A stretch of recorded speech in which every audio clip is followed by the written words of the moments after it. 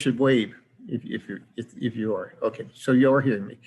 Okay, very good. Well, let's begin to talk about our lesson today, which is entitled "People, Places, and Problems to." It should be problems to be resolved, but problems resolved. And in many ways, there really needs to come a point at which you become introduced to some of the main figures that appear in the American Civil War, and especially since we're talking about a specific period of time.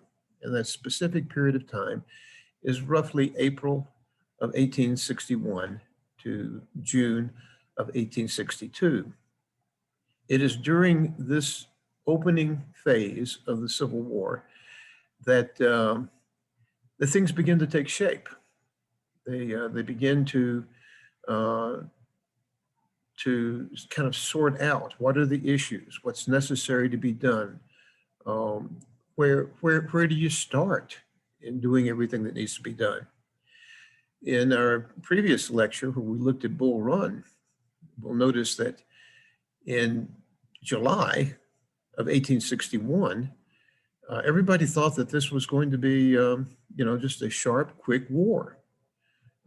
Looking at it from the perspective of the North, there was this belief that, after all, secession was the activity of a few hotheads that had led the South out of the Union. And as soon as the North demonstrated to the South that it would not tolerate such misbehavior, what was believed to be a thin veneer of pro-secessionist ideas would evaporate. And so just a short, quick action to say, cut it out, don't do it, sort of like someone yelling at a child or yelling at a dog, that would be sufficient. But of course, we have the privilege of seeing things in hindsight. And in hindsight, we know that that perception was entirely wrong. And so what we want to do tonight this afternoon, is to look at this period of time again and to begin to see how there were expectations for some people, and some of those people met the expectations. There were expectations for other people, and they didn't meet that expectation. There were some people for whom there was no expectation, and lo and behold, they become some of the most important people in the course of the American Civil War. And there are any number of other combinations that you can use to explain that. And that's basically what we're going to be looking at over the next few minutes.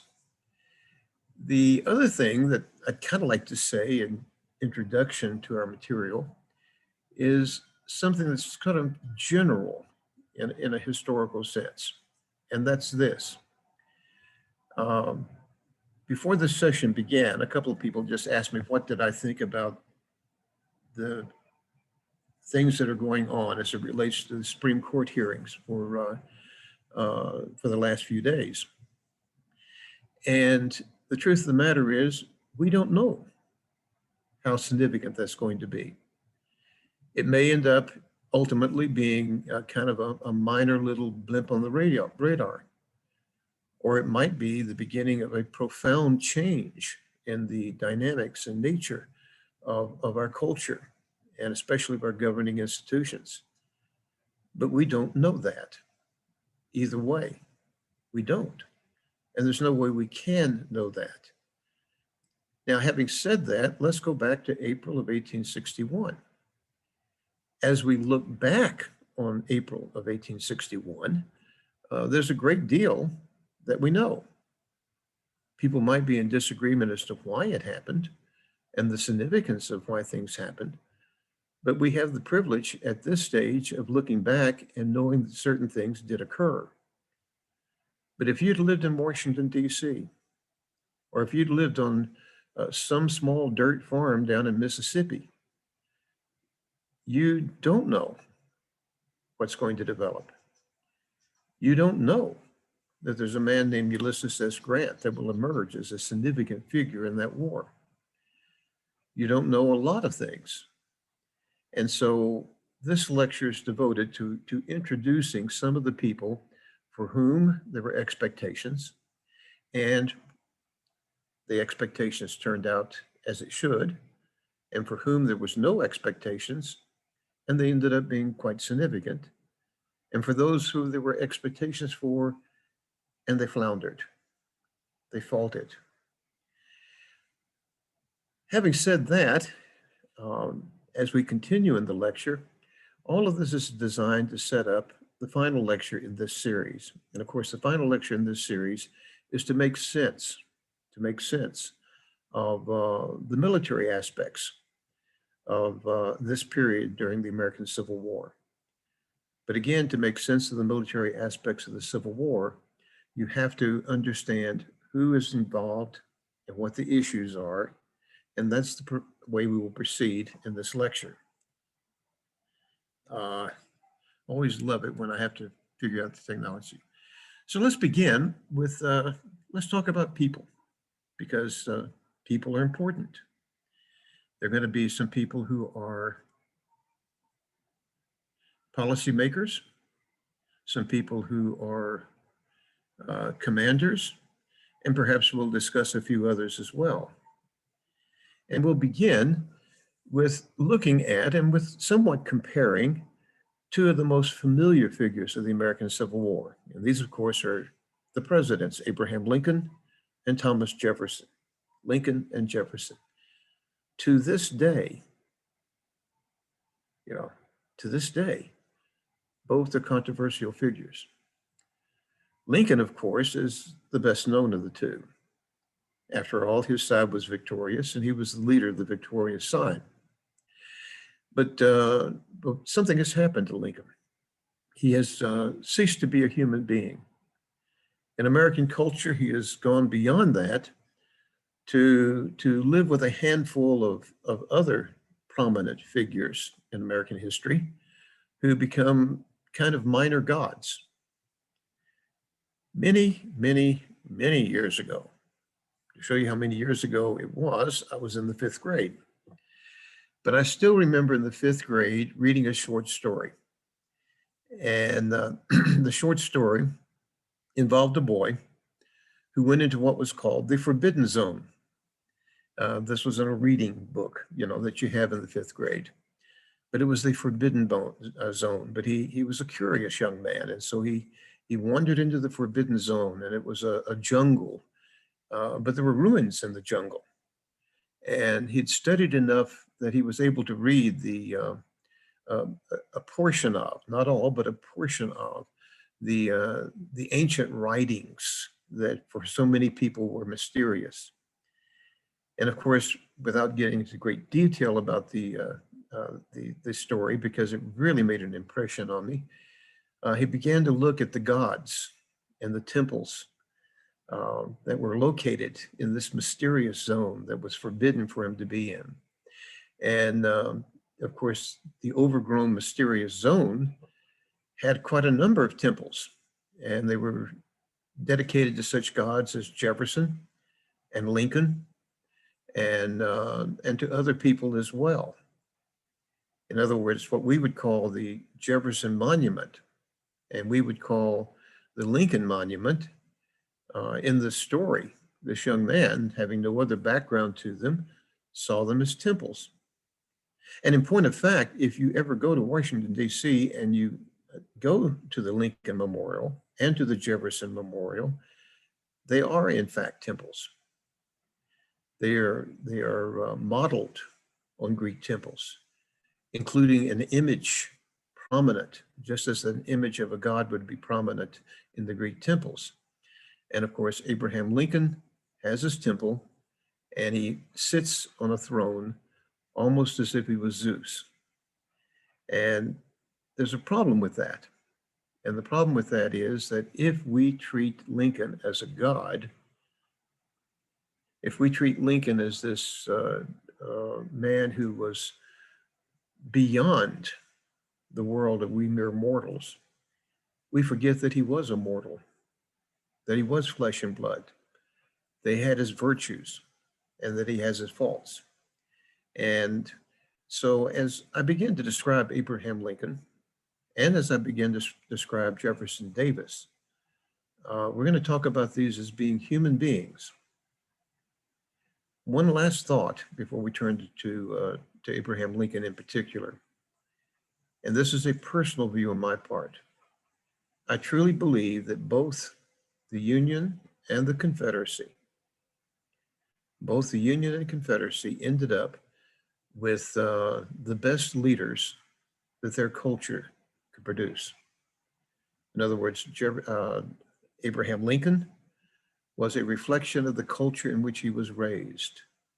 And he ended up being the best example of that culture, the ideal man to lead the United States of America during this time of crisis. And the same is true of Jefferson Davis. Jefferson Davis was very much a product of the culture in which he was raised.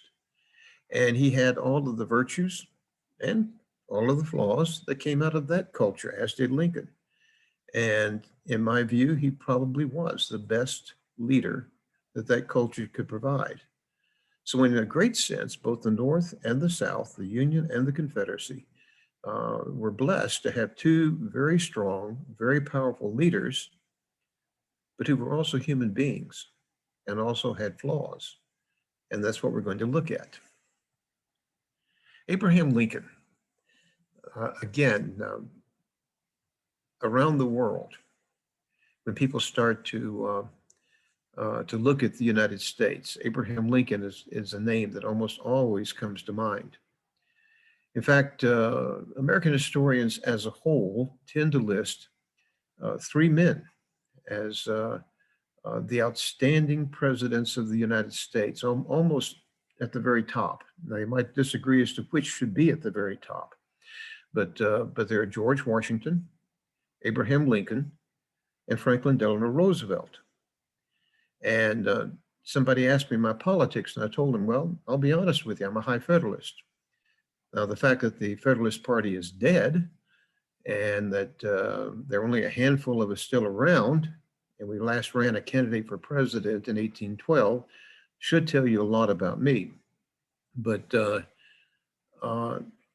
as a high Federalist, George Washington, Abraham Lincoln, and Franklin Delano Roosevelt, all three fall into my personal ideal of what a strong, good president should be.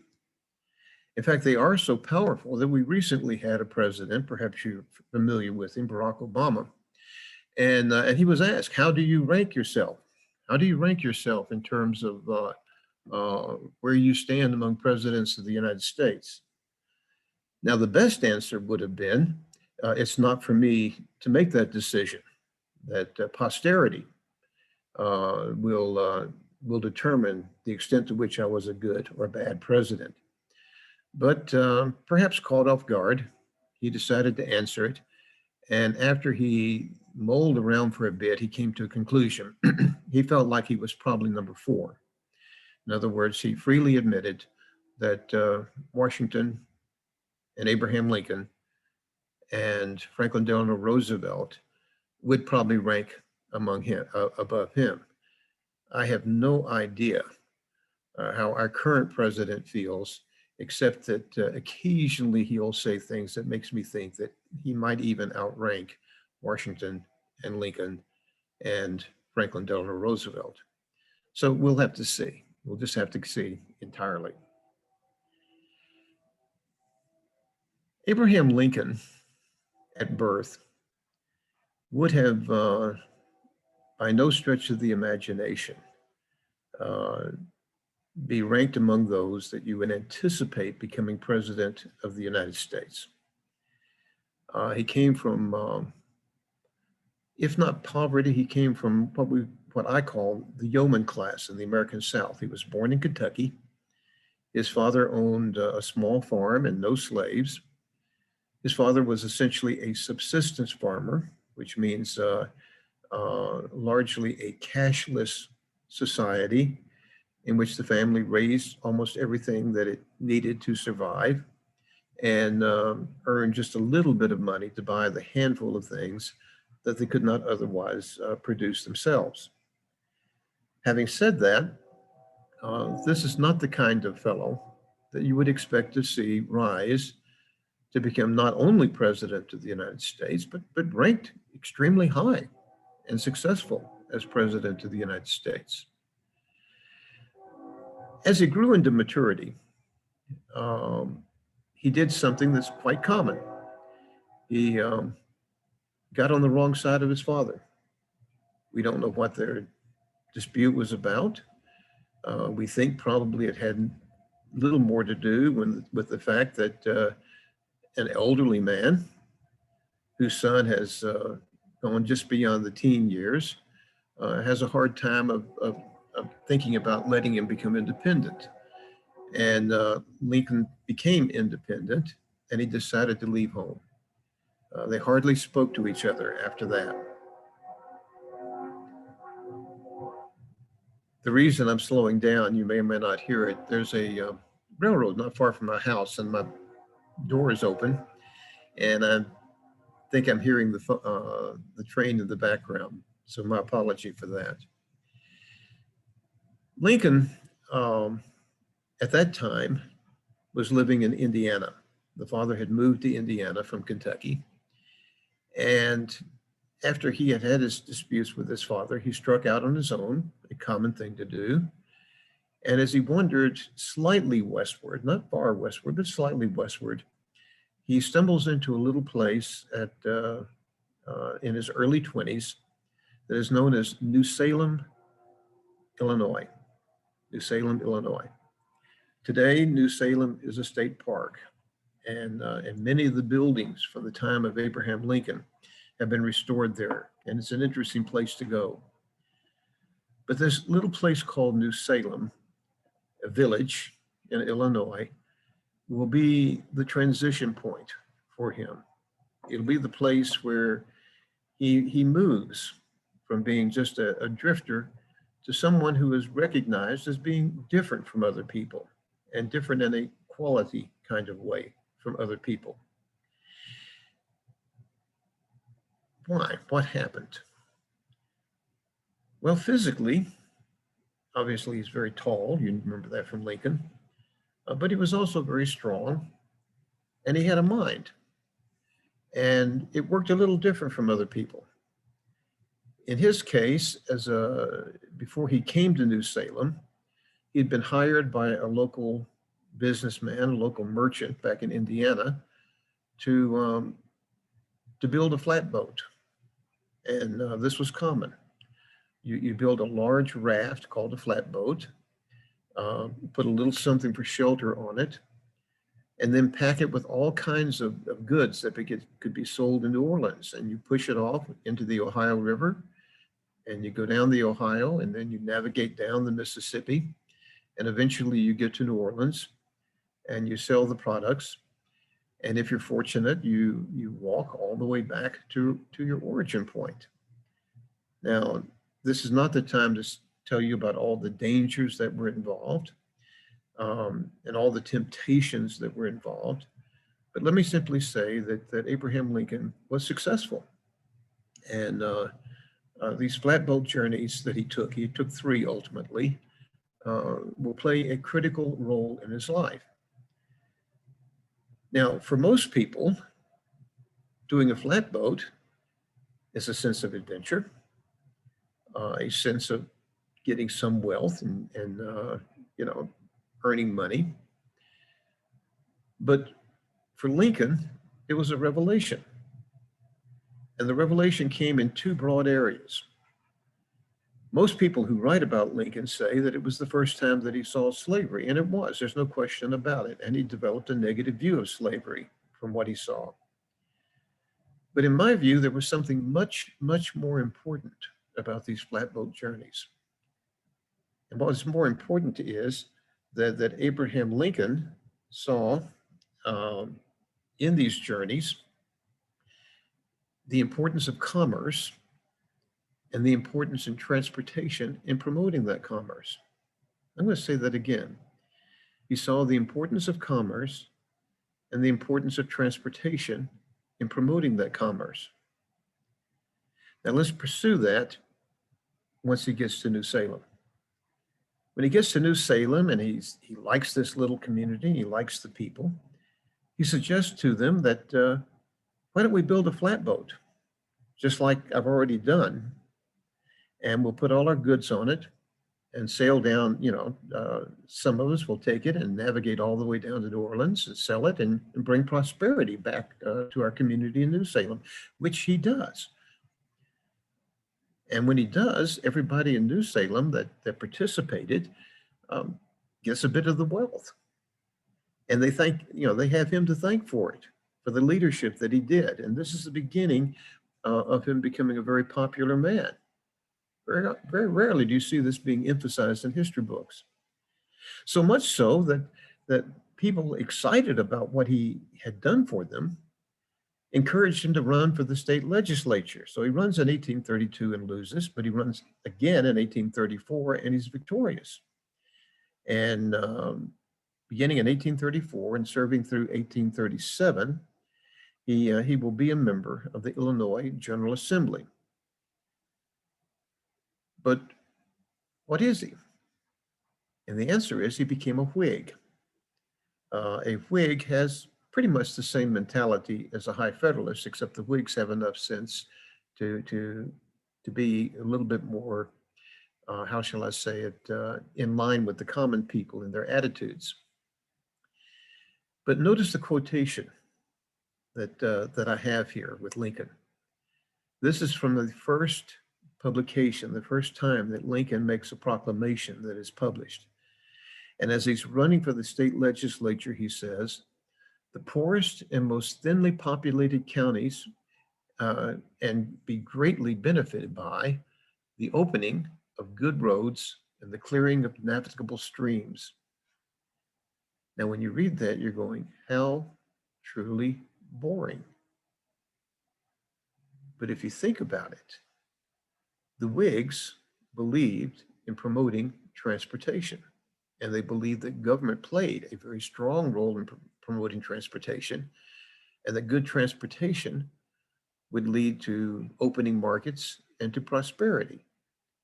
That was the main thing that the Whigs believed in. Lincoln, after doing these journeys down the Mississippi, had learned that lesson. And so as he wants to go to the Illinois legislature, he says, in that legislature, I'm going to promote the government encouraging the development of roads and navigable streams. That will be a theme for the rest of his life. Say that again. That will be a theme for the rest of his life. That's what he's going to focus on for the rest of his life until, by accident, as president of the United States, he has to deviate from that theme because an unfortunate thing happened. The country split apart. You had this Civil War, and he had to focus on the Civil War.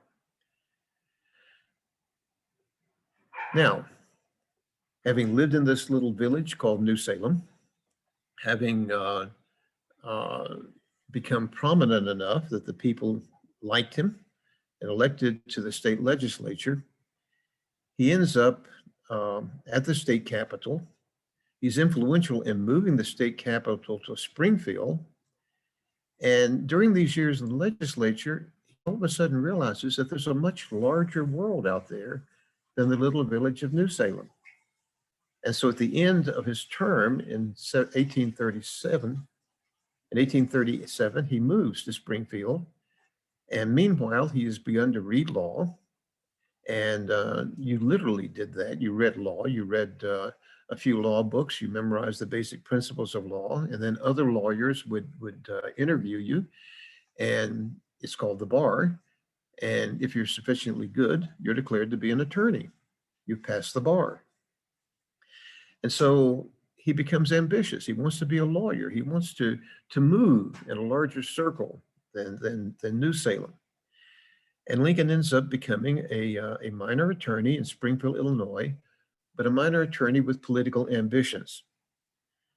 And during this early period of time, this is when he becomes a circuit rider. In other words, we talked about county court days in our last lecture, the quarterly courts. Well, he becomes one of the lawyers that goes along with the circuit judge, because when the judge held court, he would assign different lawyers to different clients, and that's the role that Lincoln played. In our popular image of Lincoln, that's the only image we ever have of him as an attorney, as a lawyer. In point of fact, we're going to notice that he becomes something much grander, much larger than is presented in that popular image of a lanky guy riding a horse as a circuit lawyer. During the same period of time, he meets a young woman who is equally ambitious. Her name is Mary Todd. And after some starts and fits, the two of them will marry in 1842. It's a loving marriage, make no mistake about it, but it's also a political marriage. And shortly after this lecture is over with, those of you who are taking it live, Michelle will be sending out a couple of items. And one of those items will talk about three first ladies. And one of the three first ladies that you're going to see is Mary Todd Lincoln.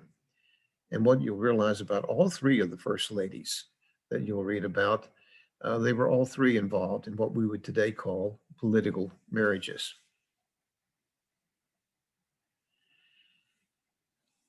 Lincoln and Mary Todd Lincoln together have ambitions, political ambitions. In 1846 rather, he's elected to the Congress of the United States.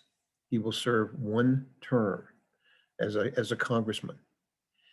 And he becomes elected at a critical point in time. His desire is to go to Congress to promote the kind of things the Whigs were interested in, to promote transportation and government-supported transportation. But his desire is somewhat taken aback by the fact that he becomes involved in being critical of the war with Mexico. Now, this was not at all uncommon among the Northern Whigs. Southern Whigs supported the war with Mexico, but Northern Whigs were quite critical of the war with Mexico. And so in the process of a single term, Lincoln gives a speech that otherwise would have been forgotten. Had he not been elected president of the United States some 12 years later, nobody would have particularly remembered the speech that Lincoln gave in 1848, January 3 of 1848. But in 1848, he gives a speech critical of James K. Polk, president of the United States, and critical of Polk's prosecution of the war. Now, without going into detail in the speech, I thought it would be interesting to see the language that he used, language that many people would find familiar today. In this speech in 1848, Lincoln says, the president knows not where he is. He is bewildered, confused, and miserably perplexed man. God grant that he may be able to show that there is not something about his conscience more painful than all his mental perplexity. I mean, that's a quotation that would come right out of the world in which we are today, in which critics of both the man running for president and the man currently president could pretty much say the same thing in their language today. At the end of 1848, Lincoln actually has accomplished something that he meant to do. One of his main purposes in going to Washington was to meet people. I'll repeat that. He went to Washington to meet people. Remember, he's an attorney. And sometimes attorneys work very favorably if they know who to go to in certain situations. Lincoln's goal at that point in his life was to return to Springfield, Illinois, to return to his law practice, but not to be a circuit lawyer. His goal was to be a corporate lawyer, and that's precisely what happened. He returned to Springfield, and for the next few years, he became what today we might call a lobbyist. But really, he was a corporate attorney. He promoted railroads and the building of railroads and the use of these railroads to open up new markets. And he represented railroads in several significant law cases especially law cases where railroads and steamboat companies overlapped. The railroads wanted to build bridges. The steamboat companies saw those bridges as being navigable hazards. But Lincoln becomes a very powerful corporate lawyer, very successful corporate lawyer. And for about 6 years, that's the main focus of his life. But in 1854, he returns to politics because as a corporate lawyer, he's traveled all over the North in particular, from way out to Western Missouri, all the way to New York City and back to confer with clients, to confer with people that he's trying to encourage to open up and develop railroads and getting a fee for doing it. And as he meets these people and as he sees the crises developing in the country, he's one of the organizers of the Republican Party in 1854. And in 1856, he's very active in promoting the cause of John C. Fremont to be president of the United States. So much so that in the convention, Republican convention in 1856, he received 120 votes to be vice president. Now that wasn't sufficient. Someone else became the vice presidential nominee. But by 1856, we already begin to see him beginning to emerge as a possible national figure.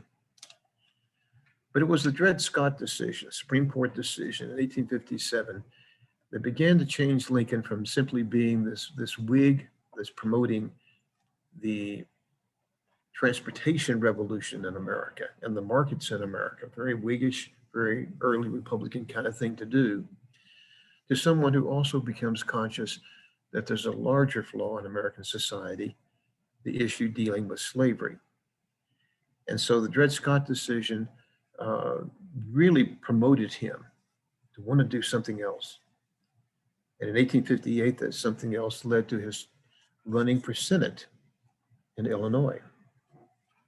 Now, the problem is, at this point in time, under the Constitution, the Senate was not elected by the people. The Senate was elected by the state legislatures, and different states had different methods of making that work. In Illinois, you actually had popularity contest. In other words, you could run for the vote, but in the end, the vote simply indicated how the people felt. And who would have thought that Lincoln could beat a man by the name of Stephen Douglas? Stephen Douglas was presidential timber. In fact, everyone thought, okay, Stephen Douglas is going to get reelected. He's going to show his strength, his power. He's going to get reelected in 1858, and he's going to be one of the top candidates for president in 1860. Well, as it happened, after the famous Lincoln-Douglas debates, and these debates are covered nationally, not because of Lincoln, but because of Douglas. Okay? They're covered nationally, not because of Lincoln, but because of Douglas. And when the people voted, the vote of the people was for Abraham Lincoln. Now, only by a small majority, a few percentage points, but the popular vote was for Abraham Lincoln. Now, unfortunately for Lincoln, the legislature was controlled by the Democrats, and so when the Democrats voted, they ignored the will of the people, and they elected Stephen Douglas to another 6-year term in the Senate. But for Douglas, that was devastating.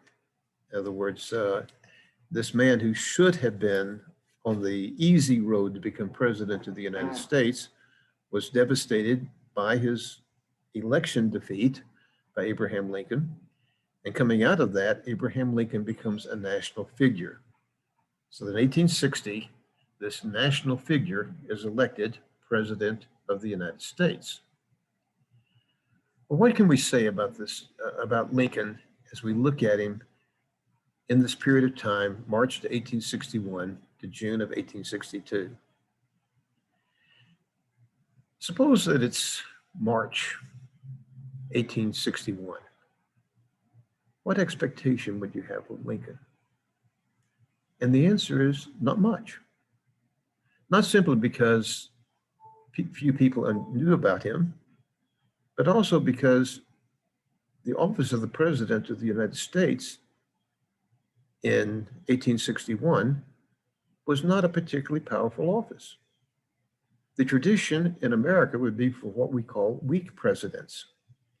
Real power in the United States was in the legislative power. In the course of things, there had actually only been 3 previous presidents that one would really say were men of what we would call strong presidents. George Washington was a strong president. John Adams tried to be a strong president and did some of the things a strong president would do, but his personality caused him not to quite rise up to that level. And the only other person who became a very powerful and strong president of the United States was Andrew Jackson, to which there was a great deal of opposition to what was sometimes referred to as King Andrew I, this man that would ignore the legislature, ignore the Supreme Court, and do the will of the president. So as you go into Lincoln becoming president, the expectation was that he would be a president on the mold of a Franklin Pierce, a William Henry Harrison. Well, William Henry Harrison didn't live very long, so John Tyler, who replaced him, or a James Buchanan. These were all essentially weak presidents who had the philosophy, Congress legislates, and the president simply carries out the will of Congress. That's a weak president. Nobody anticipated that Abraham Lincoln would become one of the most powerful men ever to be in the White House. So Lincoln, no one has an expectation of what he'll be like. He doesn't have the background for people to have that expectation. But it turns out that he rose to the crisis of the American Civil War. He was definitely not a James Buchanan, one of the weakest presidents that we ever had. He selected powerful cabinet members, many of whom were his political critics and political enemies, but and several of whom, Stuart, for example, believed that they would be a better person to be the leader than Abraham Lincoln. And in time, he won them over. And in time, they all began to see that this man who acted plain as dust had grit and leadership potential. As president, he faced crises no other president faced.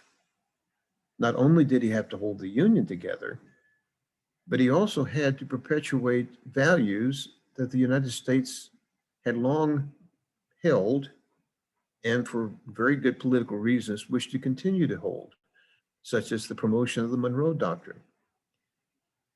And then he was also a Whig. And that's why in 1862, you have something called the Pacific Railroad Act of 1862, the kind of thing that gets lost in the clutter of the Civil War.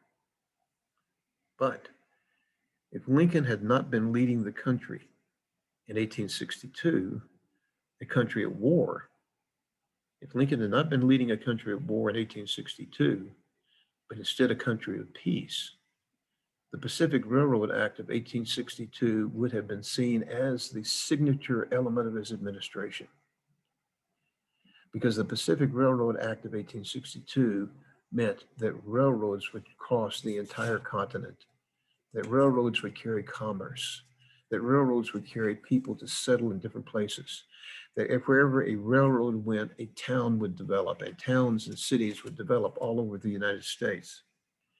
In fact, you do not have a similar piece of powerful legislation that more influences the United States until you get to the 1950s and the creation of the Interstate Act under Dwight Eisenhower, who, by the way, was an old-fashioned Whig in his mentality and thinking. In other words, the Pacific Railroad Act of 1862 had the powerful impact upon the creation of the economy and the culture and the dynamics of the United States that only later would be equaled by the creation of the post-World War II interstate system. Now, There were some other things that Lincoln did as well. The Morale Act, also in 1862, that created land grant colleges. Well, the purpose of the land grant colleges, again, was to promote commerce, to teach not the abstract ideas of liberal arts, but to teach the practical side of how a nation dedicated to agriculture and to science and to business should take care of itself. But in 1862, for the purposes of our material, Lincoln faced a severe problem. And the severe problem was he knew very little about the military. And because he knew very little about the military, it would take him a while to discern who was worthy of leading the country and who was not worthy of leading the country. And now with those thoughts, we'll move on to Jefferson Davis. Jefferson Davis, if we were in London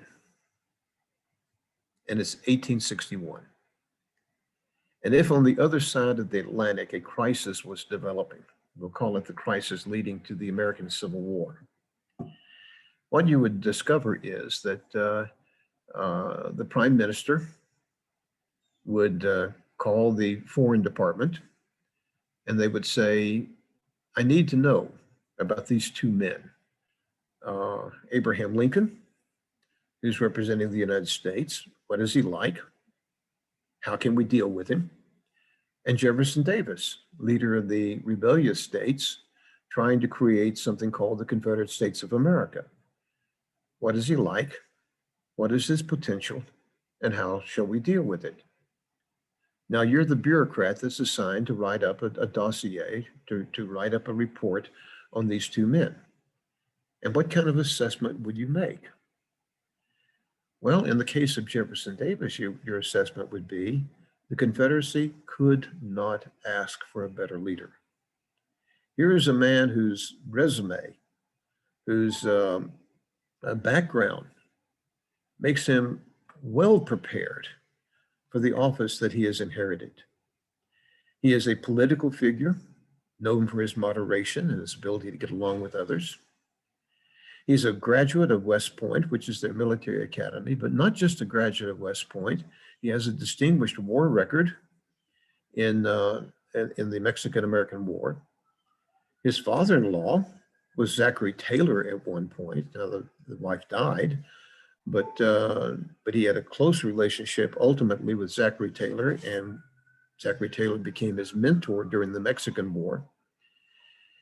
And then he became Secretary of War under the Franklin Pierce administration. So he understands how a war-making situation comes from an administrator's viewpoint.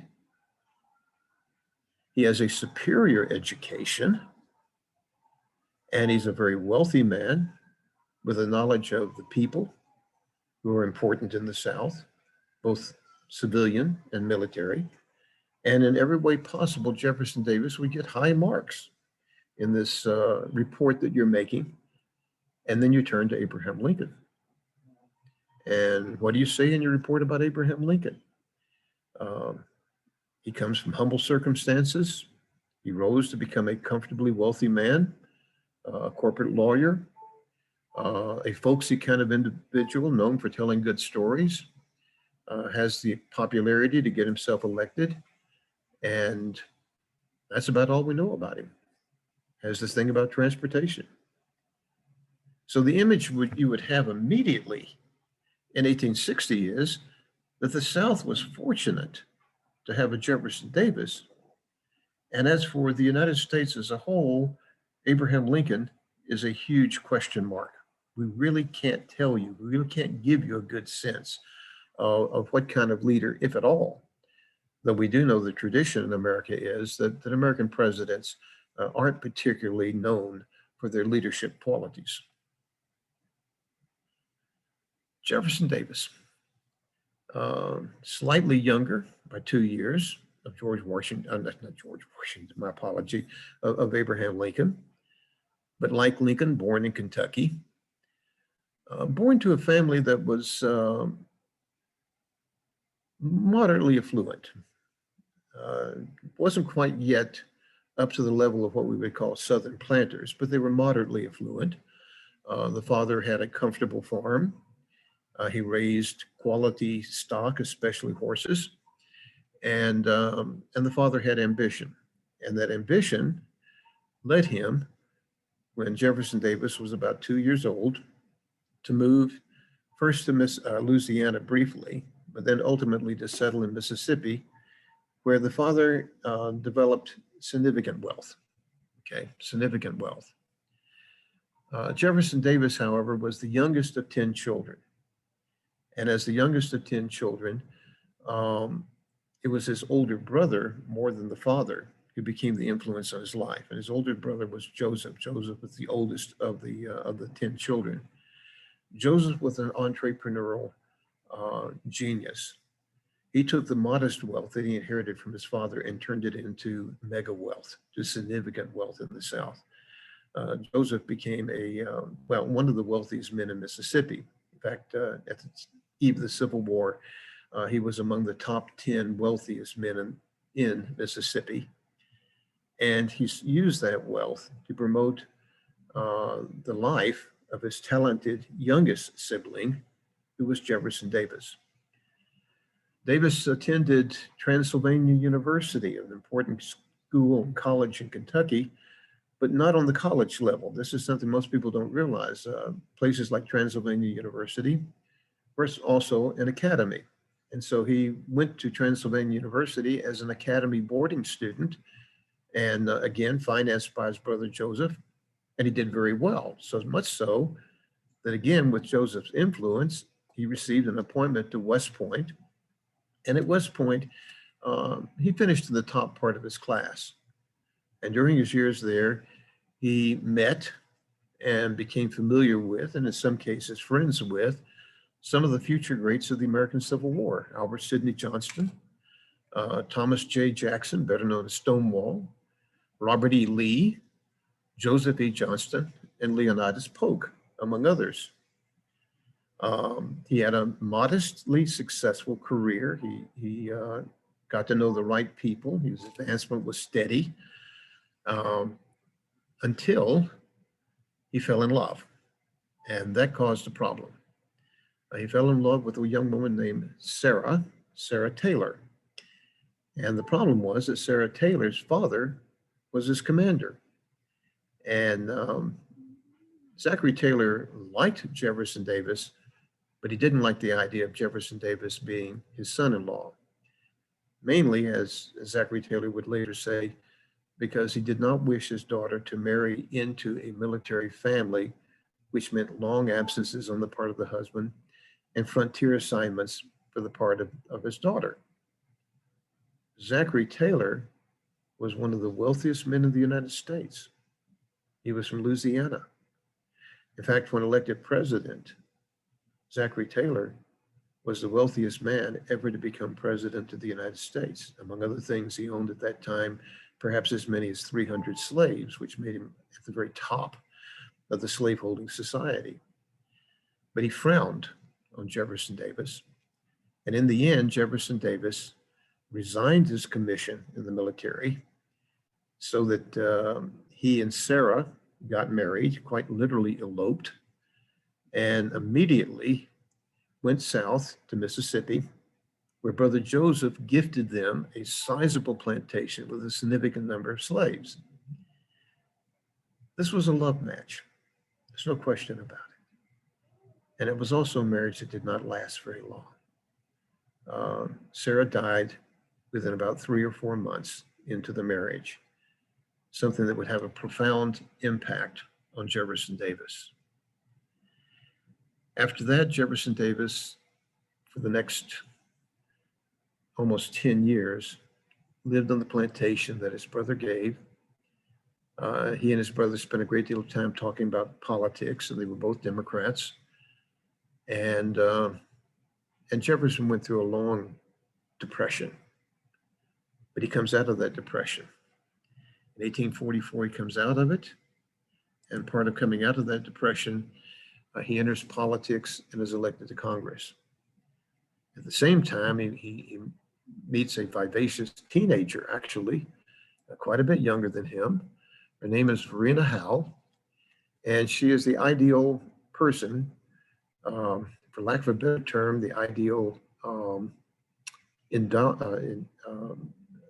the ideal catch for a young man, not a young man, for a middle-aged man who needs a presentable wife who knows all the political ins and outs. So even though she's a teenager, she's wealthy, she's from Mississippi, but at the same time, a goodly portion of her family is from the American North. Her grandfather had been governor of a northern state, New Jersey, and uh, she became the ideal political wife and adornment to Jefferson Davis. As terms of marriage, the marriage is going to suffer. I'll give you a little heads up on that. No sooner does he get married, and he's a member of Congress, than the War with Mexico breaks out. He leads the 1st Mississippi Regiment of volunteers into the Mexican War and shines in that war as a military leader. And ironically, his commander is Zachary Taylor, his former father-in-law, who frowned upon him. But after Jefferson Davis proved himself as a very competent leader of men, Zachary Taylor is reported to have said that his daughter Sarah had better judgment back in the day than Zachary Taylor did about the potential of Jefferson Davis. When the war is over with, he returns to politics. The state of Mississippi appoints him, remember it's the legislature, to the Senate.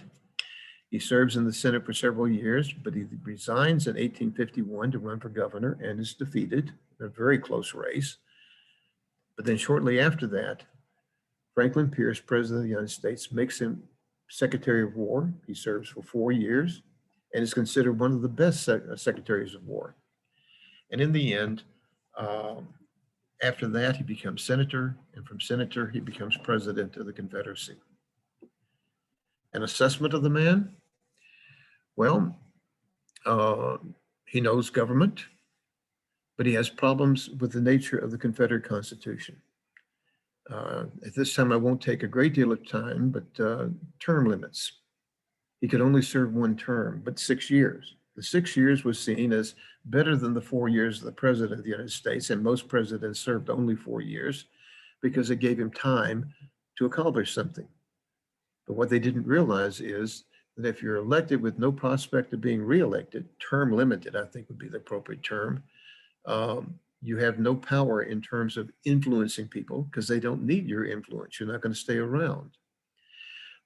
He inherits an immature bureaucracy and no party system. So that hurts him as a governor. His response to crisis, tremendous personal leadership, selects a competent cabinet, and he really has a much simpler goal than Lincoln, independence. Everything else is secondary to the South becoming independent. His goal is less complicated than the problems that Lincoln faces.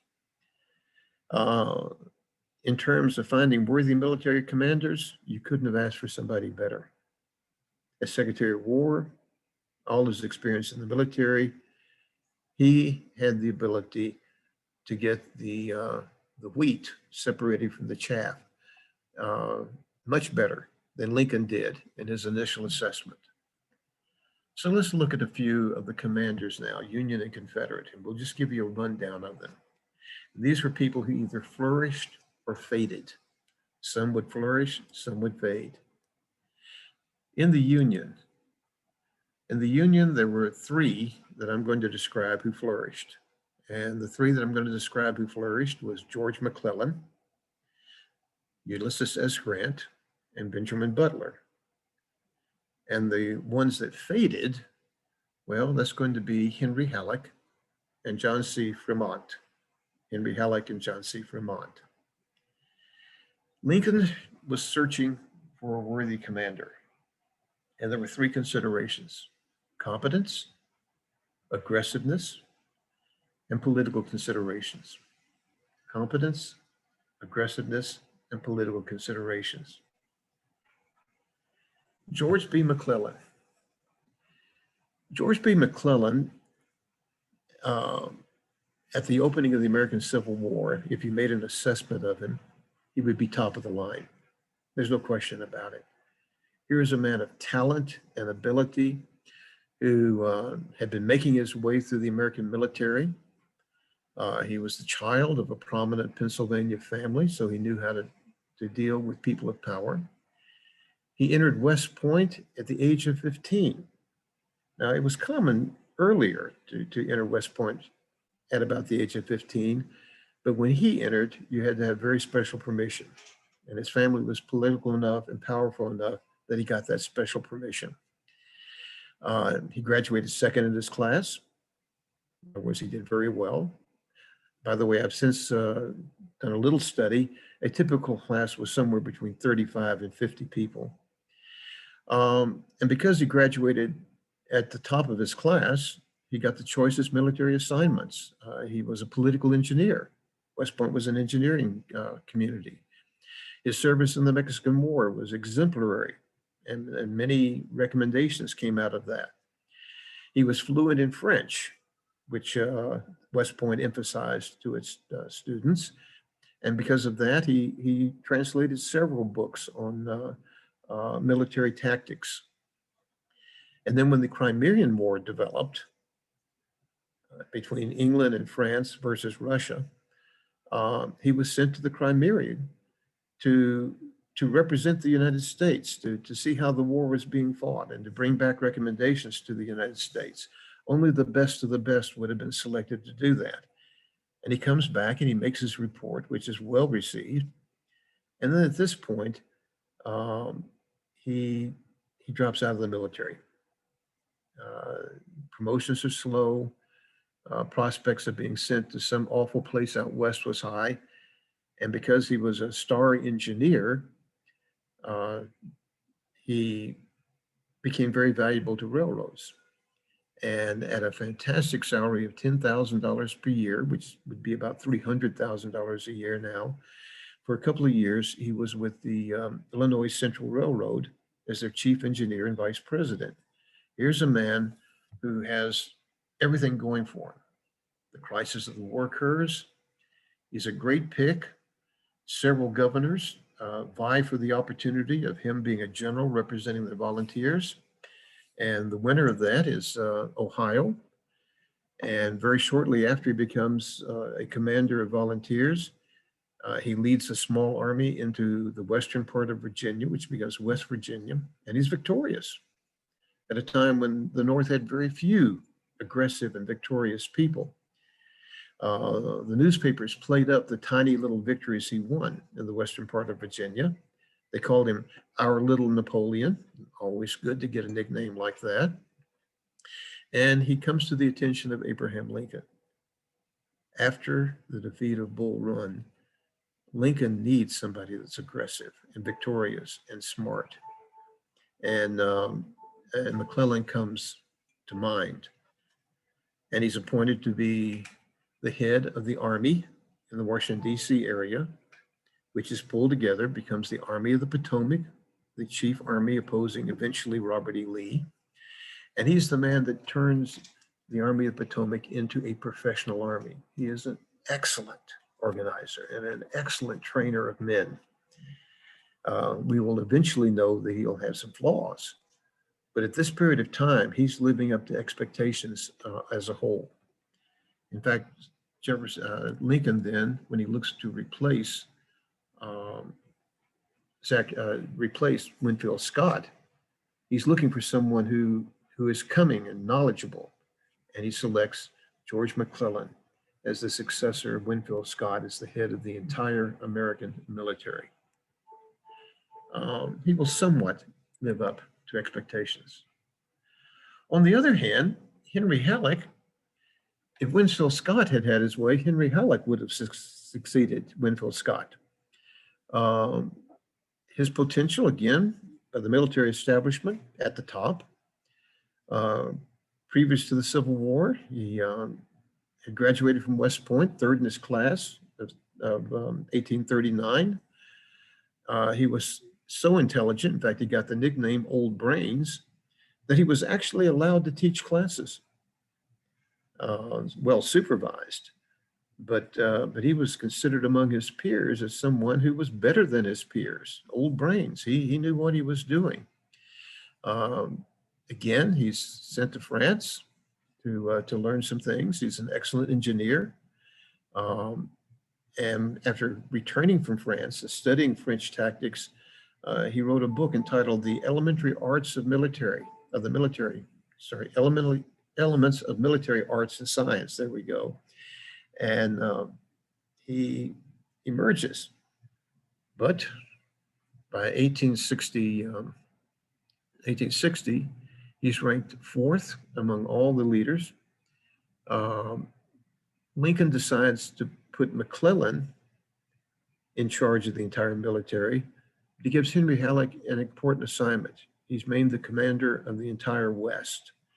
And Lincoln expects him to go to essentially the Ohio River Valley and to start leading a successful effort to suppress the Confederacy in the West. And there he begins to show problems. He is conservative in his tactics.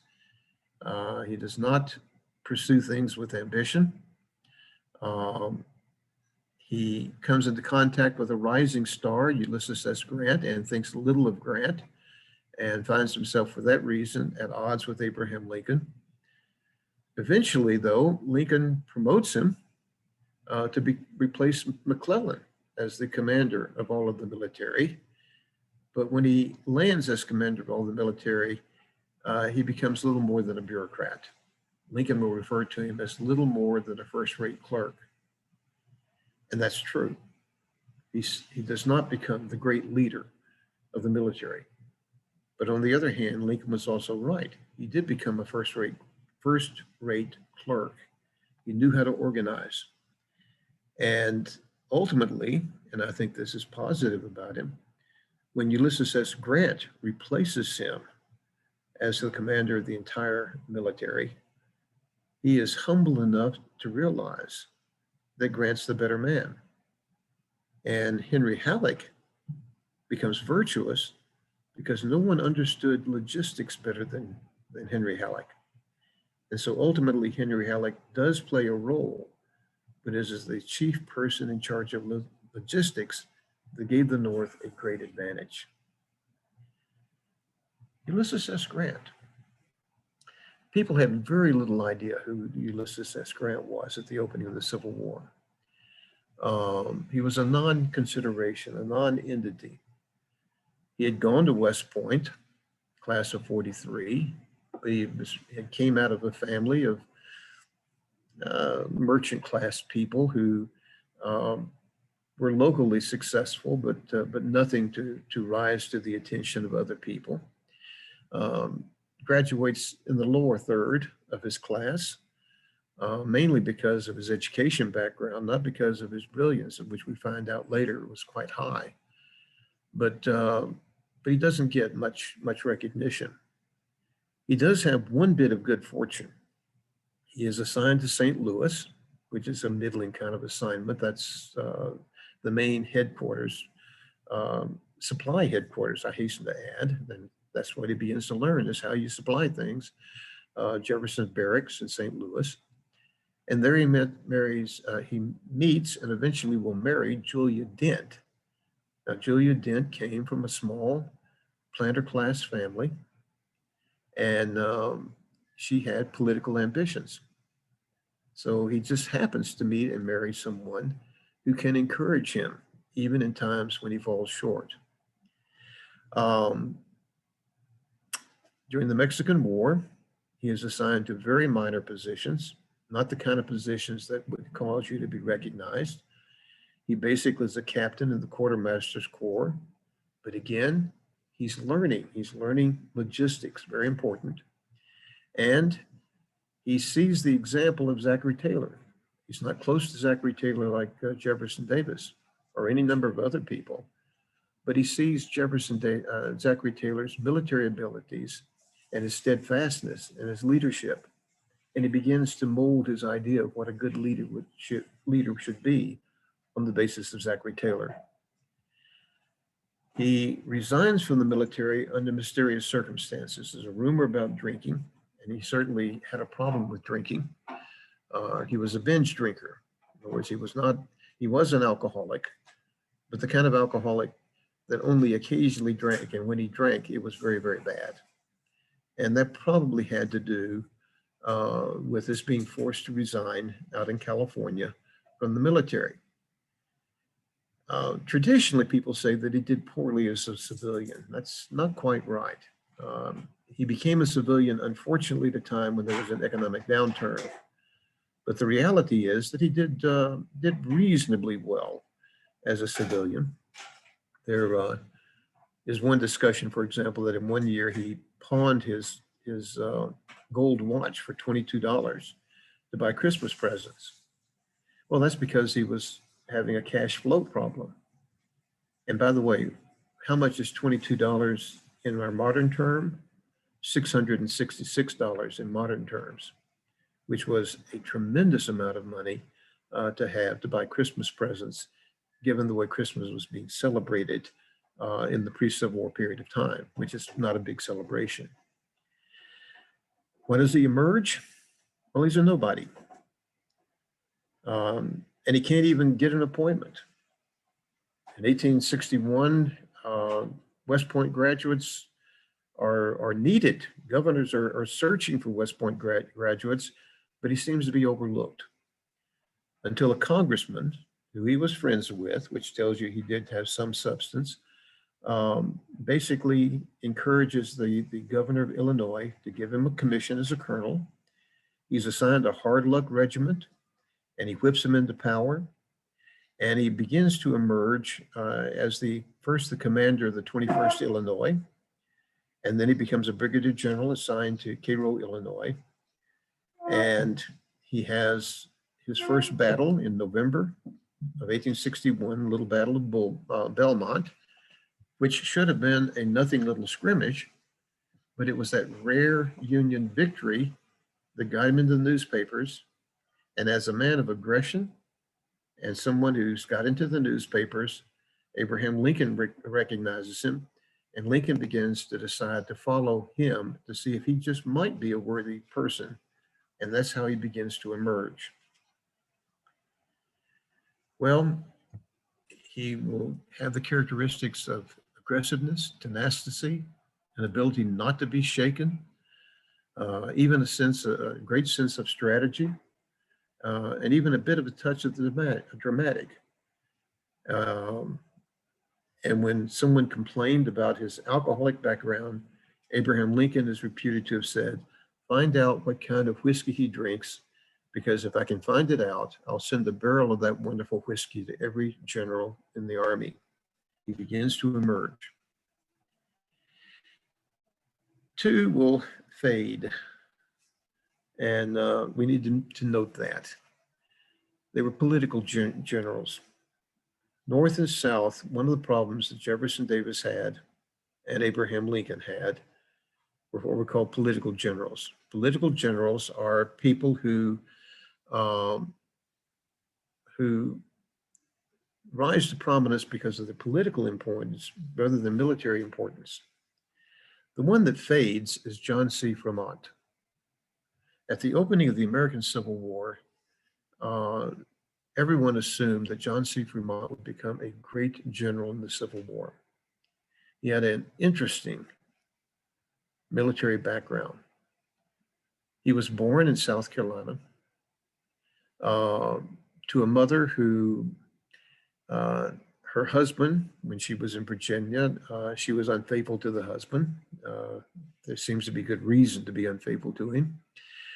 She was not able to get a divorce, so she ran away with John C. Fremont's father, and they settled first in Georgia, and then after the father died, she moves to South Carolina. So he has a scandalous background. He is basically illegitimate, but he is handsome, incredibly handsome.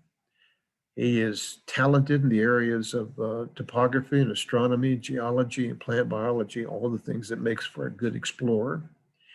And he gets into the military, and with patrons, he becomes very successful to exploring in the West with the military.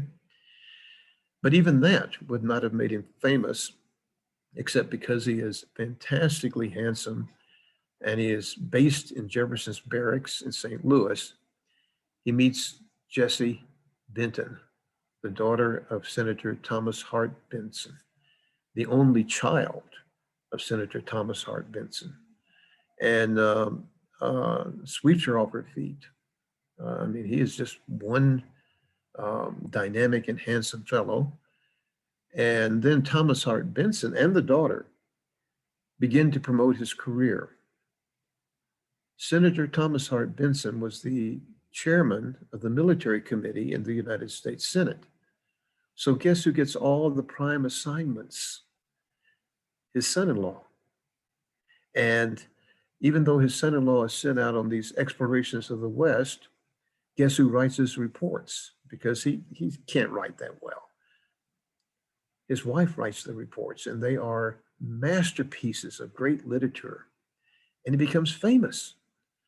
And so much so that after Thomas Hart Benton passed away, he tries to go into politics. He becomes the first Republican to run for president of the United States in 1856. He loses, but he is impressive and he sure looks good.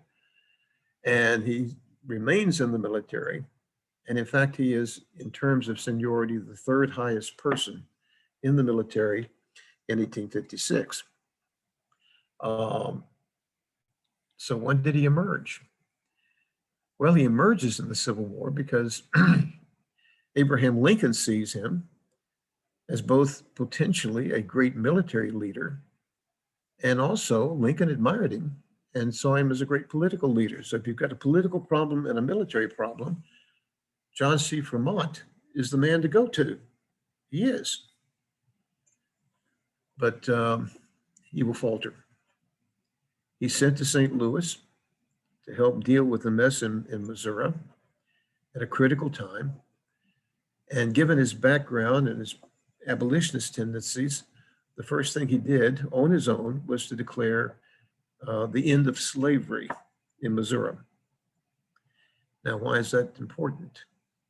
It's important because at the time he did it in August of 1861, Missouri, a slave state, was still in the balance. Kentucky, a slave state, was still in the balance. Maryland was being heavily suppressed by Lincoln, but coming out and saying this war is about slavery and we're going to put it to an end, had the potential of bringing Maryland into the Confederacy. In other words, he created a political blunder that put Abraham Lincoln in a terrible situation. And eventually Lincoln has to remove him from command at a great political cost to Lincoln. He tries to find some place for him to go, and he's sent to Virginia, where he proves himself to be incompetent. Of course, he's facing somebody named Thomas Stonewall Jackson. Anybody's incompetent facing Jackson. And eventually, Lincoln gives him an assignment that he feels is beneath him. And he says, I won't accept it. I'm going to go to New York, which is where he was living at the time, and Jesse was living. And I will await there in New York to a more appropriate command to my status and to my talents. And he continued to wait there till the end of the war. So he faded. On the other hand, Benjamin Butler, well, Butler will have a great deal of success. Butler was a Massachusetts politician, colorful, ambitious, no military experience, a chameleon, whichever side offered the best political opportunity, he did. In fact, he was pro-slave. You forget that Massachusetts, known for being abolitionist, also had a lot of pro-slave people. It was really a mess of a state. And so he was pro-slave. In other words, he was for slavery before he was against it. He emerges because he was in the right place in Maryland. And so he was given orders to suppress Maryland, and he did. He proved that he could do things ruthlessly, but he also proved that he could be a political animal. And we're going to look at him more next week. But where he comes to shine, among other things, is that as Fremont proclaimed emancipation and nearly caused Missouri and Kentucky and Maryland to go to the Confederacy, Butler, who by this time saw slavery as something to hit the South with, he used the term contraband. He said, well, slavery is legal, but you Southerners are using your slaves to promote the military. So whenever we get slaves, there'll be contraband and the Union will use them. And it became a way of giving slaves their freedom without doing the kinds of things that Fremont did. And Jefferson Davis and others came to hate Butler. So much so that when you look at Butler, he became the general that the South loved to hate, and entrepreneurs succeeded in selling a lot of chamber pots with his picture in the bottom. As for the CSA, I'm just going to give you a quick symbol of how Jefferson Davis actually had some success in selecting the best leaders, but people who, well, they'll flourish. Some were flawed, and one was fatal. Jefferson Davis, in August of 1861, assigned 5 men to be full generals, which means 5 men to be at the very top of the Confederate military. The first of these you've probably never heard of, Samuel Cooper. But Samuel Cooper ends up serving the entire war, and for the entire war, he is the highest ranked Confederate general. So why have you never heard of him? Because he became the Henry Halleck of the Confederacy, except better. He was put in charge of the bureaucracy of the Confederacy, of the Confederate military. And he was the kind of man who was a pacifier. He could take people who were angry, whose egos were being flushed out, and he could make it where he would smooth everything over. In fact, one of the reasons that Joseph E. Johnston, who came to hate Abraham Lincoln, Lincoln, who came to hate Jefferson Davis and Davis to hate him, the reason Joseph E. Johnston remains in the military for the entire war is that every time Johnston would be on the outs with Jefferson Davis, Samuel Cooper would smooth things over and say, no, Johnston's the man you need to have in this crisis situation. So Samuel Cooper plays a significant role and flourishes in the war, but not one you're mostly familiar with. Albert Sidney Johnston from Texas, again, brilliant, easily seen as one of the potential leaders and identified so by the former Secretary of War, Jefferson Davis, now President of the Confederacy. But the problem with Albert Sidney Johnston is that given command to take care of everything that was happening in the West, he fights the Battle of Shiloh and is killed. And that ends his career, so it becomes fatal. Robert E. Lee is early selected by Jefferson Davis as a potential leader. But the problem with that Robert E. Lee is initially he was a failure. Remember the little battles that McClellan won in West Virginia? Robert E. Lee's the one that lost those battles. And so at first everybody says, oh no, you've made a mistake. Lee's not going to lead up to his potential. But then for Lee, he happened to be the right man at the right place when Joseph E. Johnston was severely wounded, and he took Joseph E. Johnston's place and then headed what became known as, in 1862, the Army of Northern Virginia, and became, like Lincoln, one of those minor gods in American history. Joseph E. Johnston, probably the best military leader that the South had in terms of defense. Certainly, he was the best leader they had, but he also had a personality that he resented slights. And when the commanders were listed and he was listed 4th, he said, wait a minute, I was the highest ranking officer to resign from the United States military. Why have you ranked me 4th? And that became the beginning of a bitter feud all through the war between Joseph E. Johnston and Jefferson Davis. But in times of crisis, Jefferson Davis constantly went back to Joseph E. Johnston, and he's still around and he's still flourishing at the war's end. P.G.T. Beauregard, like the others, was a man of great capability, but like Johnston, he got on the wrong side of Jefferson Davis.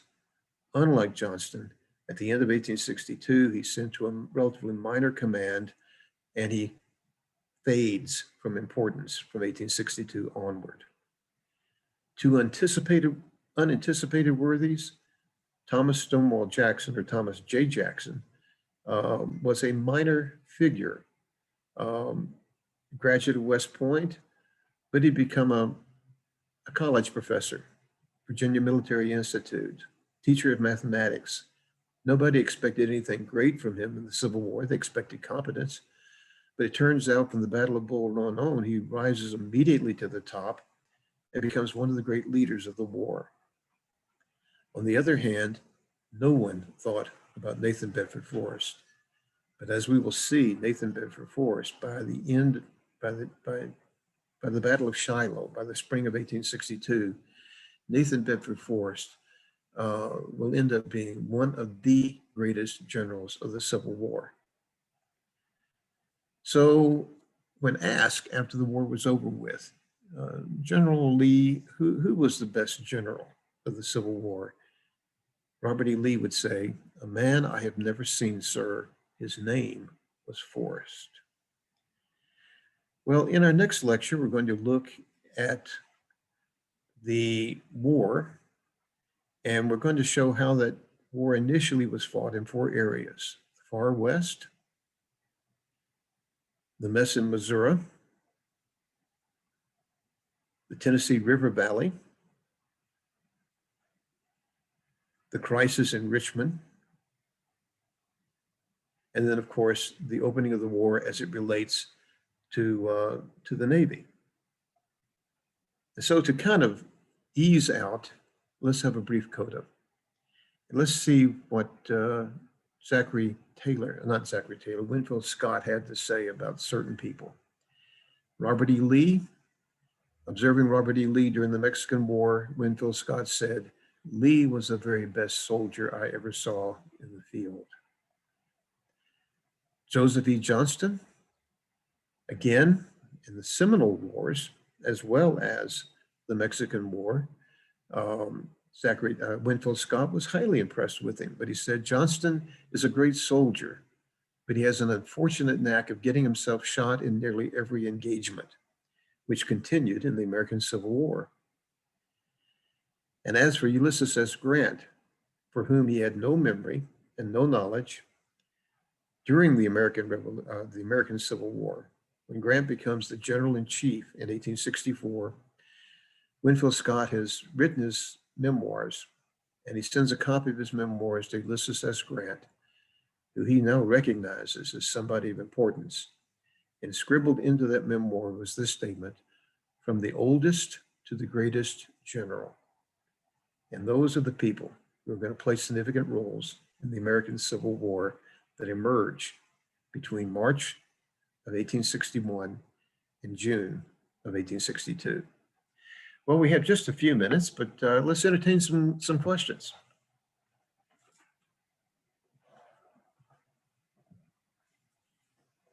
Bishop, are you all still there? We are. If anybody has a question or anything, go ahead and raise your hand, write it in the chat box, or just ask. James? Yes. You know, as you tell the story, and as I kind of remember some of my Civil War history lessons from the past, it seems as though this was a battle. The generals, the people of power, were from a close-knit group of people. Their connection was West Point. Their connection was some kind of industrial base where they had financial gains and power from that. So there were a lot of common people who provided the grit for the mill, but the people at the top were people that knew each other over a long period of time. Any comments? Well, I think you and I talked a little bit about this. You were talking about Mason, Fort Yes. Mason, and out of the military. Remember, the American military is extremely small. At the opening of the Civil War, there were just a little over 16,000 people in the military, and that's for a country that's 3,000 miles wide and about 1,500 miles from north to south. And so the officers' corps in particular often saw each other and knew each other and assessed each other. But even then, you had some people that just shined, and McClellan shined, and Halleck shined, and uh, Joseph E. Johnston and Robert E. Lee shined. And so these people emerge as potential people. And there were others that didn't shine. Ulysses S. Grant did not shine. And uh, yet he will emerge as the outstanding Union general, and I would argue the outstanding general of the war. Now that upsets people who are Robert E. Lee fans, but like I like to tell people, if I want to fight a battle, I want Robert E. Lee. If I want to win a war, I'll go with Ulysses S. Grant. But I spent a career in academia, and I can assure you that there were some professors that rose to the top because they were talented. And there were some professors that rose to the top because they were very well liked. And some people were very well liked, and they were also quite talented. So it's a mix, but the same thing is true in the military.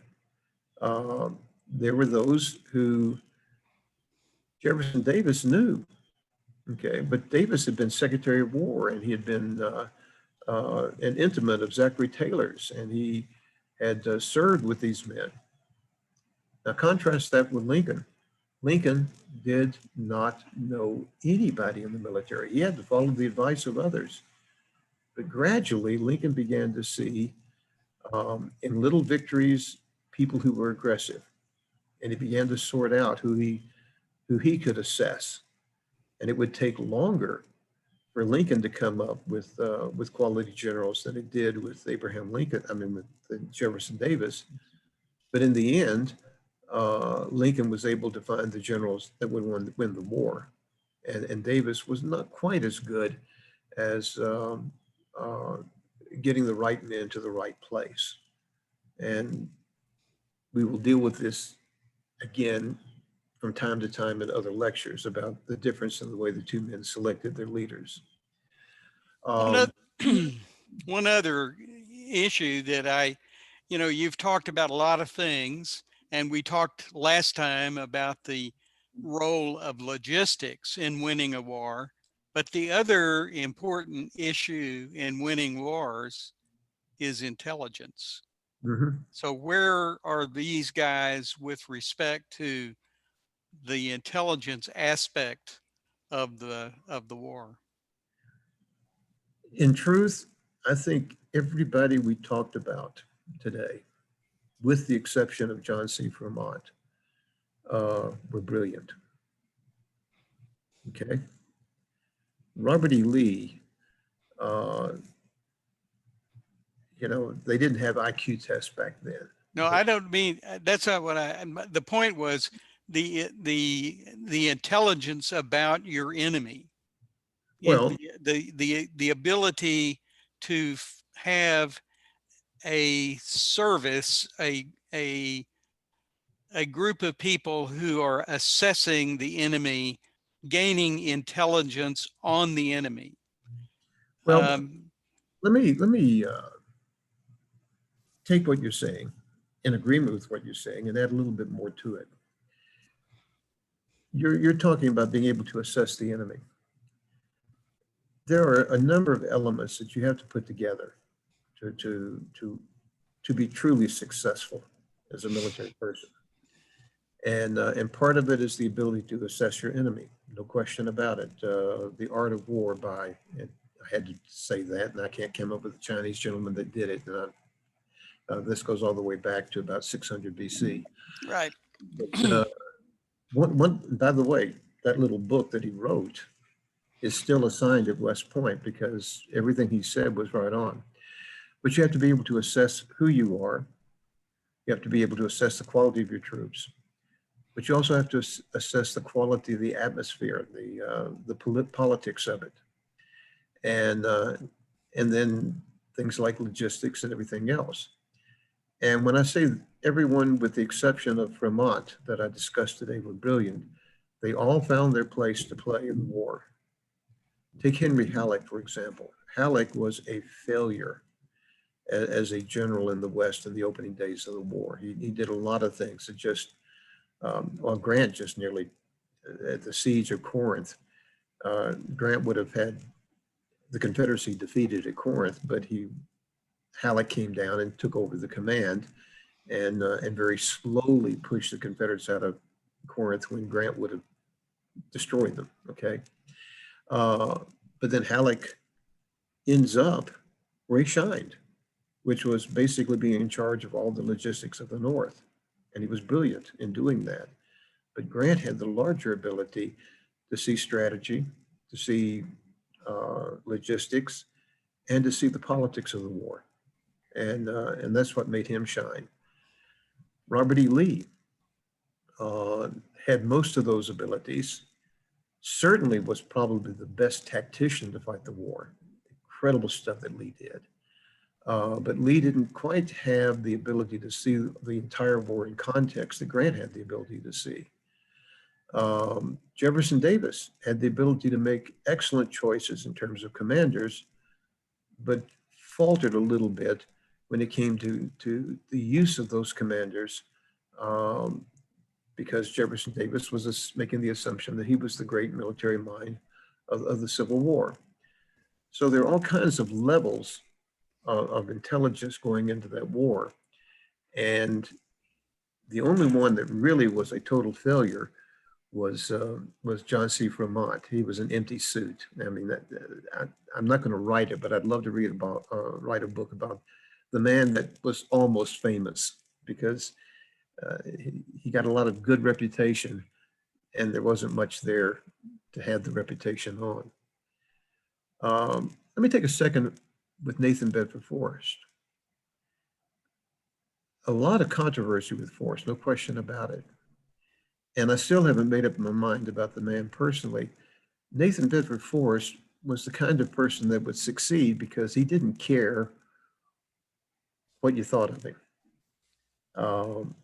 He could be well liked, but if you crossed him, you could be dead.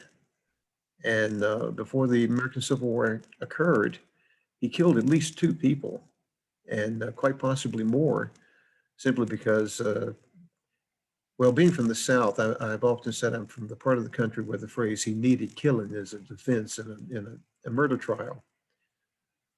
Sir, did you kill so-and-so? Oh, yes, I did. There's no question about it. Well, why did you do it? He needed killing. And then you can see the jury say, that's right, he needed killing. Everybody knew that. Okay, Forrest was the kind of guy that if somebody needed killing, he'd do it. And notice what he says in his recruiting poster, as he's recruiting people to join him early in the war. And by the way, Forrest was one of the wealthiest men in the South. His personal fortune was about $1.5 million, which today is just shy of $500 million. And he says, let's have some fun and kill some Yankees. Well, that sounds pretty crude, but he had that ability to reach out to the common people and speak exactly like the common people did. And I wrote a little book entitled Class in Tennessee's Confederate Generation, and the soldiers that served under Forrest, they realized he had that common touch. Braxton Bragg did not have the common touch. Jefferson Davis didn't have the common touch. Lincoln had the common touch. Stuart did not have the common touch.